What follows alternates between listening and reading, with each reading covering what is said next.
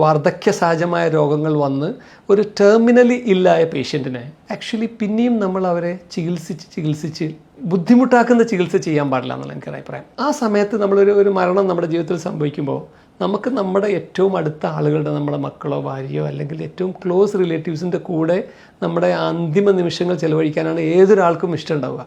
അപ്പോൾ ഒരിക്കലും ഇനി ജീവിക്കില്ല, അയാൾക്ക് മരണം ഉറപ്പാണ് എന്ന് പറയുമ്പോൾ ഞാൻ ചെയ്യുന്നൊരു കാര്യം എന്താണെന്ന് വെച്ചാൽ ഈ പേഷ്യൻസിനെ ഞാൻ റൂമിലേക്ക് ഷിഫ്റ്റ് ചെയ്യും. കാരണം ഇന്നത്തെ കാലത്ത് മരണം ഒരിക്കലും റൂമിലോ വീട്ടിലോ നടക്കാറില്ല.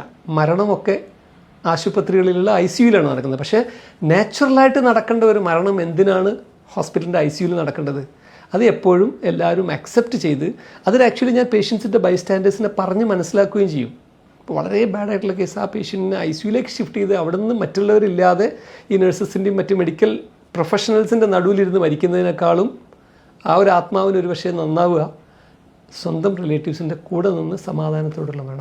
അതാണ് എനിക്കൊരു ഇമ്പോർട്ടൻ്റ് ആയിട്ടുള്ള ഈ ഒരു മെഡിക്കൽ പ്രൊഫഷനിൽ ഡോക്ടേഴ്സിന് മാത്രമല്ല ഈ രോഗികളോടും രോഗികളുടെ റിലേറ്റീവ്സിനോടും പറയാനുള്ളത്. ചില സമയം വരും മെഡിക്കൽ പ്രൊഫഷൻസിന് ഇനി ചെയ്യാൻ പറ്റാത്ത ഒരു നിമിഷം വരുമല്ലോ. ആ നിമിഷം വരുമ്പോൾ നമ്മൾ പിന്നെ ഒരു എൻഡ് ഓഫ് ലൈഫ് കെയർ എന്നാണ് അതിന് പറയുക. അത് എത്ര നന്നാക്കി കൊടുക്കാൻ പറ്റണം എന്നുള്ളത് കൂടി ഡോക്ടേഴ്സും ഇന്നത്തെ ഹെൽത്ത് കെയർ സിസ്റ്റമും അതേപോലെ രോഗികളുടെ റിലേറ്റീവ്സും ചിന്തിക്കേണ്ടതുണ്ട് എന്നൊരു മെസ്സേജ് എനിക്ക് പബ്ലിക്കിനോട് പറയാനുണ്ട്.